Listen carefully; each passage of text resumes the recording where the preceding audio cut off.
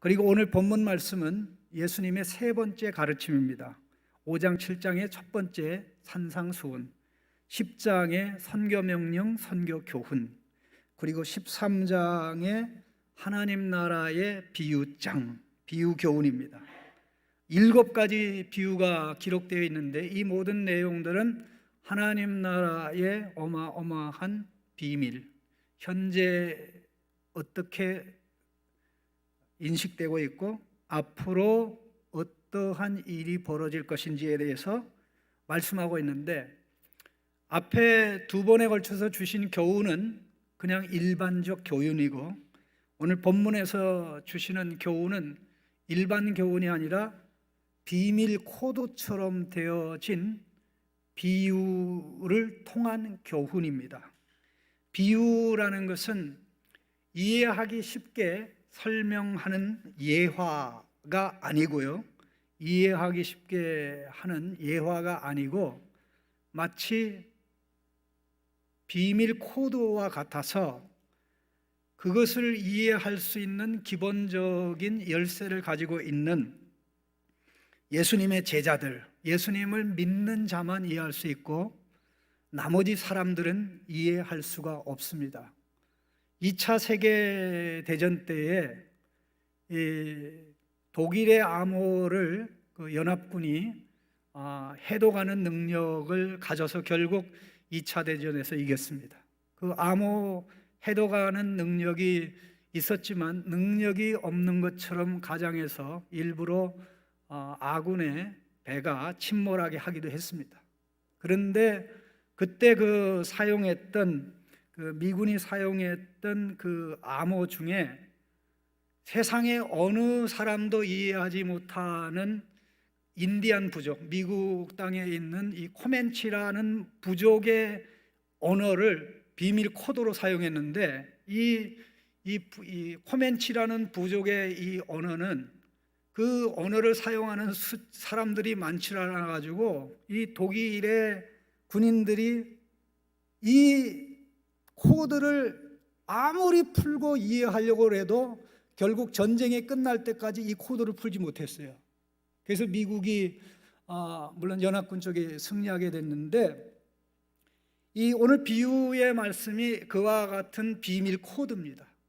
그래서 예수님을 믿고 따르는 제자들은 예수님이 설명해 주면 이해할 수 있지만 이 무리들은 이 비유를 듣고는 이해할 수가 없습니다.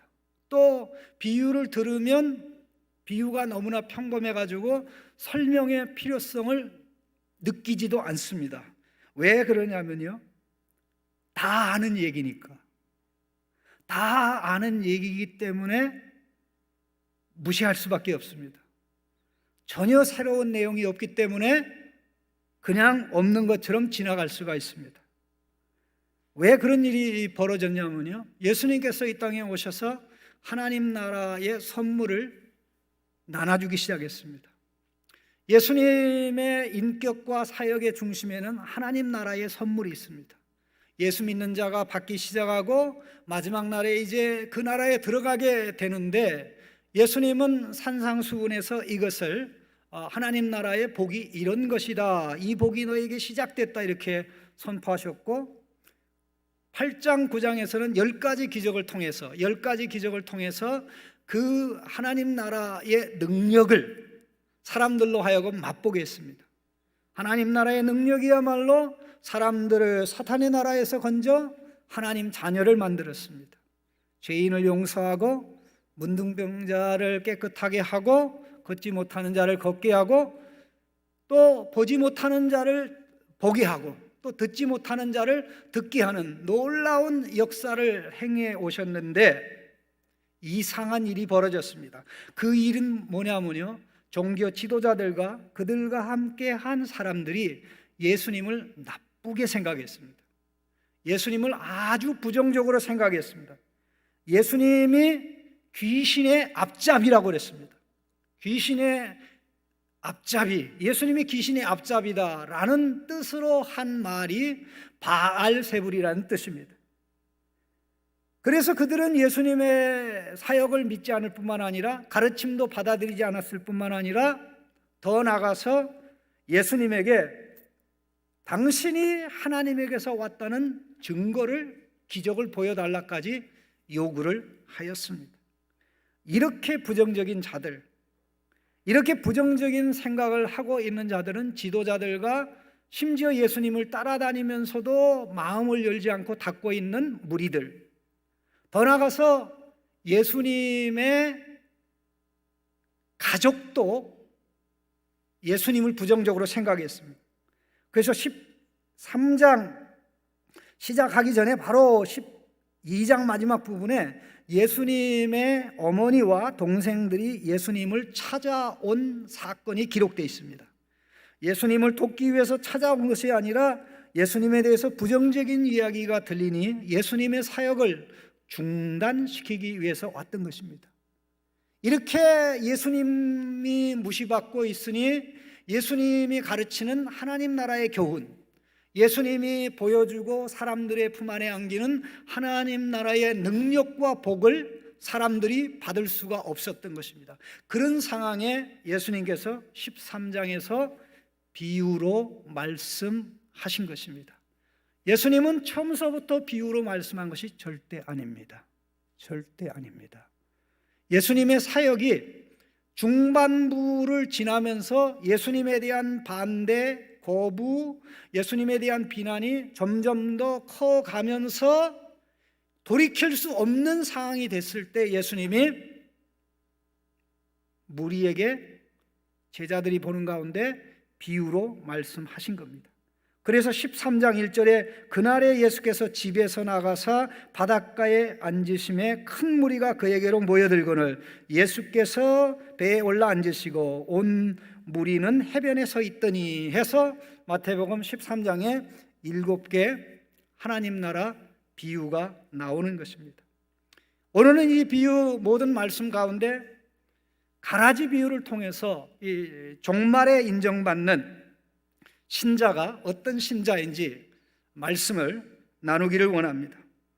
첫 번째는 이미 말씀드렸듯이 예수님의 설명이 없이는 비유는 누구도 이해할 수 없습니다. 제자들마저도 이해할 수가 없습니다. 제자들에게는 볼 수 있는 눈, 들을 수 있는 귀가 주어졌지만 그래서 뭔가 이런 것 같다, 이런 것 같다, 하나님 나라 이런 것 같다 하지만 예수님이 설명을 통해서 한번 터치해 주면 이거구나. 하나님 나라의 복이 이런 것이구나. 하나님 나라가 무시받고 멸시받고 사람들이 하나님 나라의 보화를 천덕꾸리로 여기고 그러지만 하나님의 나라는 인생 전부를 합친 것보다 세상 나라의 모든 보화, 권세, 영광, 위엄을 다 합친 것보다 위대한 것이구나 하는 것을 조금씩 깨닫게 됩니다. 그러나 무리의 경우는 설명을 해줘도 못 알아듣고 깨닫지를 못합니다. 자, 이게 전체적인 구조인데 이 씨 뿌리는 자의 비유를 말씀하신 다음에 예수님이 두 번째로 말씀하신 비유가 바로 가라지 비유입니다. 좀 더 길게 얘기하면 밀과 가라지 비유인데 주인이 밭에 가서 이제 밀씨를 뿌렸습니다. 오늘 본문에는 곡식으로 나옵니다만은 정확하게는 밀씨입니다. 밀씨를 뿌렸는데 이제 밀이 싹이 나고 자라면서 이삭이 맺어지기 시작할 무렵, 이삭이 나올 무렵에 보리하고 비슷하게 생긴 가라지가 나타난 거예요. 종들이 깜짝 놀라가지고 주인에게 와서 보고를 합니다. 주인님, 우리가 분명히 보기에는 우리가 주인과 함께 밀씨를 뿌렸는데 사실 주인이 뿌린 것은 종들이 뿌린 것이죠. 밀씨를 뿌렸는데 가라지가 났습니다. 이거 큰일 났습니다. 주인님 이거 당장 뽑아야 되겠습니다 라고 할 때 주인께서 가만두어라. 이 가라지를 뽑다가 밀까지 뽑을까 봐 염려된다. 밀을 보호하기 위해서 가라지를 뽑아서는 안 된다는 것입니다. 추수 때가 되면 추수꾼을 통해서 먼저 이 가라지를 뽑아 불에 사르고 밀을 추수하여 곡간에 넣을 것이라고 하시는 말씀이 비유의 내용입니다. 그런데 여기 놀라운 사실은 이게 씨 뿌리는 자의 비유하고 연결되어 있다는 것입니다. 씨 뿌리는 자의 비유에서 씨를 뿌리는 분은 하나님의 아들 예수 그리스도입니다. 하나님의 아들 예수 그리스도이고, 그 다음에 밀과 가라지 비유에서도 이 씨를 뿌리는 분은 예수 그리스도입니다. 똑같습니다. 이 말씀을 좀 하나 확인시켜 드리면 37절 말씀 보시죠. 대답하여 이르시되 좋은 씨를 뿌리는 이는 인자요. 예수님이 인자 예수님. 좋은 씨를 뿌리는 이는 인자요.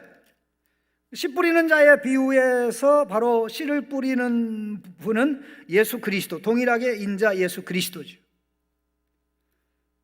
그런데 놀라운 사실은 씨 뿌리는 자의 비유에서 씨는 무엇일까요? 그리고 밀과 가라지 비유에서 이 씨는 무엇을 가르칠까요? 다릅니다.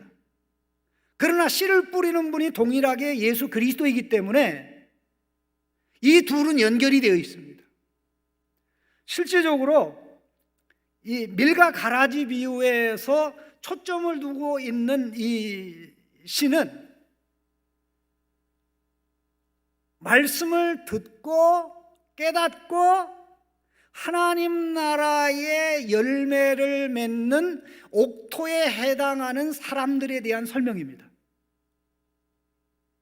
네 종류의 사람이 있다고 하면, 네 명이 예수님의 말씀을 들었다면 4명 중에 3명은 하나님 나라의 말씀을 거부했습니다. 첫째는 이해하지 못했고, 둘째는 자기 안경을 끼고 이해했고, 셋째는 대충 이해하고 제대로 이해했다고 생각했는데 세상 미혹과 유혹이 오니까 포기하게 되는 그런 결과가 일어났는데, 하나님 나라의 말씀을 제대로 이해하고 받아들이며 그 말씀을 가지고 살면서 핍박도 이기고 유혹도 이기는 옥토밭에 해당되는 그 성도의 모습을 설명하는 것이 밀과 가라지 비유에서 밀에 해당되는 자들입니다. 그런데 씨 뿌리는 자의 비유에서 씨는 하나님 나라의 말씀입니다. 자, 13장 19절, 아무나 천국 말씀을 듣고, 여기 씨를 가르쳐서 천국 말씀이라고 하고 있습니다. 여기 천국 말씀이라는 것은 그 나라의 말씀입니다. 하나님 나라의 말씀, 하나님 나라를 알게 하고 하나님 나라를 받아들이게 하고 하나님 나라를 우리로 하여금 누리게 하는 이 말씀, 이 말씀으로 씨가 설명이 되는데, 밀과 가라지에 비유해서 씨는 하나님 말씀이 아니고 하나님 나라의 말씀이 아니고 그 말씀을 받아들여 하나님의 아들, 딸들이 된 신자를 가르칩니다. 꼭 기억하셔야 됩니다. 38절입니다. 밭은 세상이요, 좋은 씨는 천국의 아들들이요. 밭은 세상이요, 좋은 씨는 천국의 아들들이요. 가라지는 악한 자의 아들들이요. 자, 하나님의 말씀에서 하나님 나라의 자녀로 왔습니다. 하나님 나라의 말씀에서 하나님 나라의 자녀로 왔습니다. 놀라지 않습니까? 이건 엄청나게 놀라운 것입니다. 하나님 나라의 말씀을 이해하고 받아들이면 그 말씀을 받아들인 사람을 하나님의 아들이 되게 하고 하나님의 딸이 되게 하고 하나님 나라의 열매를 맺도록 역사하는 것입니다. 하나님 말씀이 받아들여지지 않고 우리 밖에 있거나 우리 안에 있어도 우리 안경을 쓰고 제멋대로 받아들이거나 하나님 말씀보다 더 큰 것에 가치를 두고 있으면 아무런 변화가 일어나지 않습니다. 오래 믿어도 설사 목사라고 할지라도 하나님 말씀이 내 밖에 있으면 절대 하나님 나라의 능력은 나타나지 않습니다. 우리가 하나님 나라의 열매를 맺는 것이 아니라 우리가 받아들인 하나님 나라의 말씀이, 우리가 받아들인 하나님 나라의 말씀인 하나님의 말씀 곧 예수 그리스도의 말씀이 우리를 바꿔서 열매 맺게 하고, 우리를 바꿔서 하나님 자녀로 살게 하고, 하나님 자녀의 모습을 가지게 하고, 하나님 자녀의 말을 하게 하고, 하나님 자녀의 행동을 하게 하고, 하나님 자녀로 하나님 나라를 향해서 살아가도록 역사하고 만든다는 것입니다. 얼마나 놀라운 일인지 말로 다 할 수가 없습니다. 자, 그럼 여기서 생기는 궁금증이 하나 있습니다. 그러면 원래 사람들이 태어날 때 하나님의 자녀로 태어난 밀시와 같은 자들이 있고, 또 사탄의 자식, 아까 방금 38절에 읽어드렸습니다마는 가라지는 악한 자의 아들들이요, 그리고 39절에 가라지를 뿌린 원수는 마귀요 라고 한 말씀대로 원래 태어날 때 하나님의 선택받아 하나님의 자녀로 태어났고, 태어날 때 마귀의 자식으로 태어난 사람이 있는 것일까요? 그거는 아닙니다. 그거는 아닙니다. 그거는 절대 아닙니다. 모든 인간은 아담의 죄로 인해서,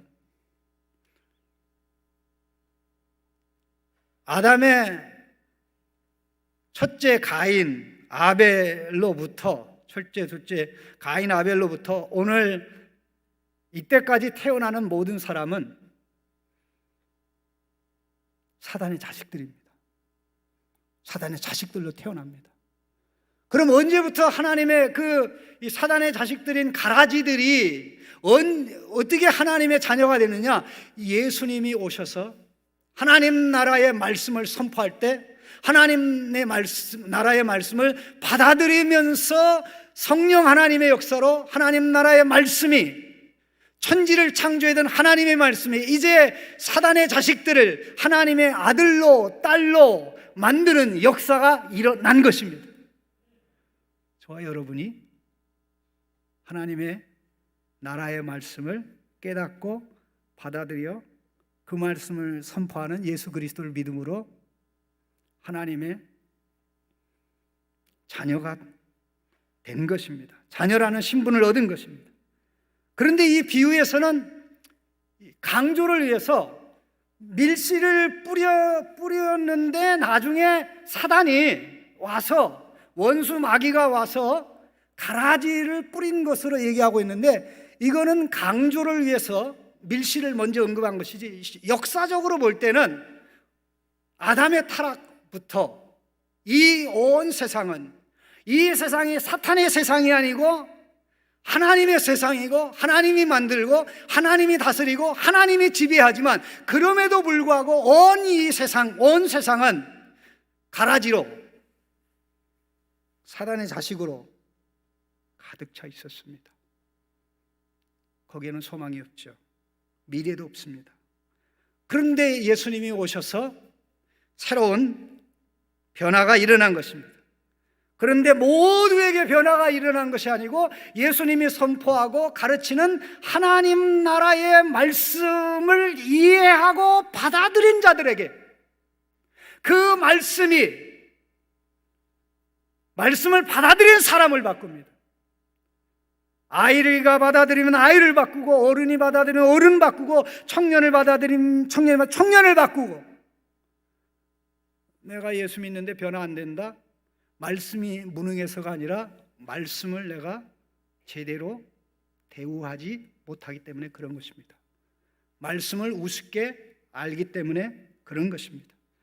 예수님을 잘못된 시각으로 보니까 사람들이 예수님의 하나님 나라 말씀, 예수님의 기적과 능력을 배척하고 예수를 믿지 않은 것과 다르지 않습니다. 우리가 열매를 맺는 줄 알았더니 천지 창조하신 하나님의 말씀이 우리 안에서 우리를 바꾸는 역사가 일어나는 겁니다. 우리를 바꾸는 역사가 일어납니다. 그런데 이런 상황에 사탄은 어떤 역사를 할까요? 이미 우리는 씨 뿌리는 자의 비유에서 사탄은 쉬지 않고 놀지 않고 안식일도 없이 휴가도 안 가고 하나님 나라 운동을 방해합니다. 말씀을 빼앗아가든가 오해하게 말든가 세상의 가치를 하나님 말씀보다 더 두어서 결국 유혹이나 핍박이 오면 하나님의 말씀을 내려놓게 만듭니다. 그런데 놀라운 사실은 우리 주님이 이 말씀을 설명하면서 밭은 세상이라고 그랬습니다. 이 온 세상에 가라지들이 있을 뿐만 아니라 사단의 자식이 있을 뿐만 아니라 그 세상에 복음의 말씀으로 변화시킨 하나님의 아들, 딸들이 있죠. 그런데 온 세상에도 신자가 있고 불신자가 있고 하나님의 자녀가 있고 사단의 자녀가 있고 그 다음에 교회 안에도 하나님의 자녀가 있고 하나님의 자녀가 아닌 가라지들이 있습니다.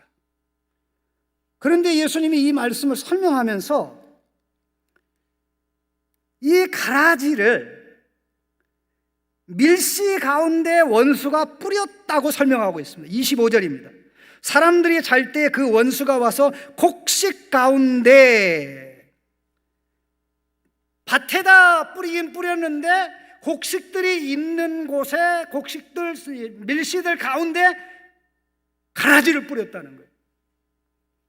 그리고 이 설명하시는 내용을 보면 예수님이 41절입니다. 인자가 그 천사들을 보내리니 그들이 그 나라에서 모든 넘어지게 하는 것과 또 불법을 행하는 자들을 거두어, 그 나라에서 모든 넘어지게 하는 것과 불법을 행하는 자들, 이들이 누굴까요? 가라지들입니다. 세상에 있는 가라지들이 아니라 사단이 하나님 백성 가운데 은밀하게 침투시킨 사탄 나라의 첩자.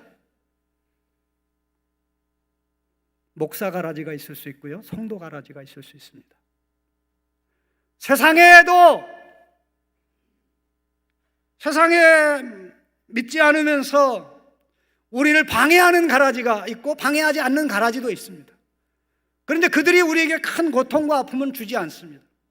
그러나 사단이 은밀하게 하나님 나라를 파괴하려고, 하나님 나라의 백성으로 살아가지 못하게 하려고 은밀하게 교묘하게 하나님 백성 가운데 침투시켜 하나님의 아들로 딸로 살아가게 하지 못하는 가라지들에 의해서 고통을 당할 수가 있습니다. 고통을 당할 수가 있습니다. 그런데 기억을 해야 될 것은 그 하나님의 아들, 딸들을 보호하기 위해서 지금 가라지들을 제거하지 않는다는 것입니다. 가라지들을 제거하지 않는다는 것입니다. 이 가라지는 독이 있는 잡보리입니다. 잡보리. 보리처럼 생겼어요. 그런데 심어서 나는 게 아니라 자연 발생으로 생기는 이 잡초과의 보리입니다. 잡초과의 보리이기 때문에 이 보리처럼 생겼어요. 보리처럼 생겼는데 이게 열매를 맺을 때 가야 비로소 보리가 아닌 것으로 드러나요. 그러니까 계속해서 보리처럼 보여요. 보리인 것처럼 보입니다. 보리인 것처럼 보이기 때문에 진짜 보리 사이에 있으면 가짜 보리인, 보리처럼 보이는 이 가라지가 진짜와 가짜가 구분이 안 돼요.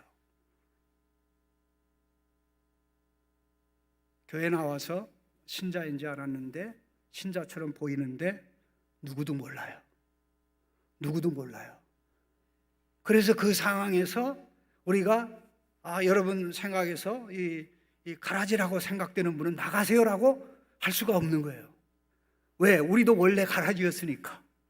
그러나 중요한 것은 하나님의 말씀에 빗장을 채우고 말씀을 받아들이지 않고 하나님 나라의 말씀을 거부하고 말씀과 상관없이 살아가면 마지막 날에 하나님은 분명히 구분한다는 것입니다. 마지막 날에 구분한다는 것입니다. 그 나라에서 넘어지게 하는 것과 라는 표현, 그 다음에 불법을 행하는 자들이라는 표현은 여기 그 나라에서 넘어지게 하는 것, 교회 안에서 하나님의 아들, 딸들로 하여금 넘어지게 하는 일을 하는 것, 그게 가라집니다. 그리고 여기 불법을 행하는 것은 7장 23절에 예수님 말씀하신 불법을 행하는 자들아 내게서 떠나가라. 그들 가운데는 목사 가라지가 있을 수 있습니다. 이 걸려 넘어지게 하는 일, 마태복음 18장에 나오는데 이것은 성도 가라지에 해당될 수 있습니다. 그렇기 때문에 우리는 교회 밖에 나가서도 조심해야 될 뿐만 아니라 교회 안에 들어와서도 조심을 해서 상처를 누가 주더라도 상처받지 말라. 아멘. 상처를 주더라도 상처받으면 안 됩니다. 장애물을 내 앞에 놓더라도 장애물 경주하시 뛰어넘어서 상 받아야 되지, 장애물 때문에 못 가겠네 하고 포기하면 나만 손해입니다. 이게요, 얼마나 우리 주님이 우리를 사랑하면 우리 자신의 삶을 늘 분별하면서 열매를 보아 네가 누군지 알 수 있다.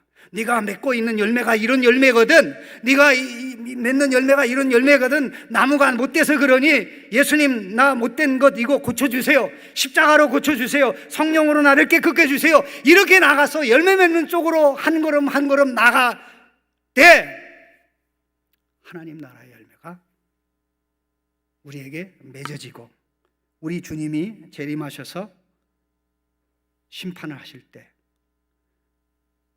가라지들에 해당되는 이러한 자들은 영원한 불못에 던져지고 그들의 반대와 그들의 방해 공작에도 불구하고 하나님 자녀의 삶을 당당하게 살아간 자들은 아버지의 나라에서 그 나라를 상속받아 해처럼 빛나게 되는 것입니다. 43절 보십시오. 그때의 의인들은 자기 아버지의 나라에서 해와 같이 빛나리라. 귀 있는 자는 들을지어다. 귀 있는 자는 들을지어다. 마태복음 13장에 듣다라는 단어가 16번 나옵니다. 듣는 게 너무 중요합니다. 듣고 제대로 반응하는 게 중요합니다. 제대로 들어야 반응이 안 합니다. 제대로 듣고 반응하면 그 다음은 말씀을 받아들일 수밖에 없기 때문에 다른 방도가 없어요. 보화가 들어있네, 위대한 복이 들어있네, 그걸 거부할 수가 없죠. 저는 지금도 참 생생하게 기억나는 게, 제가 미국에서 공부하고 한국에 돌아온 지 얼마 안 돼가지고 이 남대문 일대 어느 호텔 이름은 기억이 안 나는데요, 어떤 사람이 화가 나가지고 200몇만 원인가 헌금 다발을 그 대로 길가에 뿌렸어요. 그 주변에 사는 사람들이 난리가 났어요. 웬 떡이야, 하늘에서 눈이 내리는 게 아니라 돈다발이 내리네. 그래서 뭐 차가 오는데도 이 사고 날 줄도 모르고 다 그냥 돈 하나 더 주시려고. 왜 돈을 주시려고 그랬을까요? 돈의 가치를 아니까. 돈이 더 가치 있습니까? 하나님 나라가 가치 있습니까? 그럼 물어보는 게 신뢰입니다.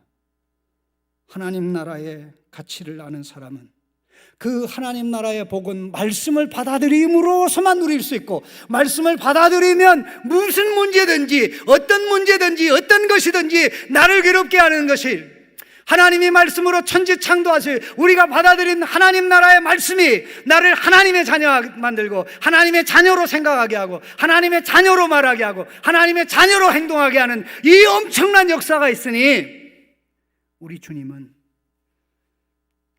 하나님 나라의 말씀을 가지고 사는 자로 나아갈 때 마지막 날에 해처럼 빛나는 성도가 된다고 말씀하신 것입니다. 이런 은혜가 우리 성도님들에게 있기를 주님의 이름으로 축원합니다. 하나님 감사합니다. 들어도 듣지 못하고 보아도 보지 못하는, 그래서 하나님 나라가 나와는 상관없는 자가 아니라 하나님의 나라가 우리의 전부가 되도록 귀가 열리고 눈이 열리고 마음이 깨우친 바 되어 마지막 그날에 하나님 나라를 상속받아 예수님처럼 해처럼 빛나는 성도들 되게 복내려 주옵소서. 예수님의 이름으로 기도하옵나이다.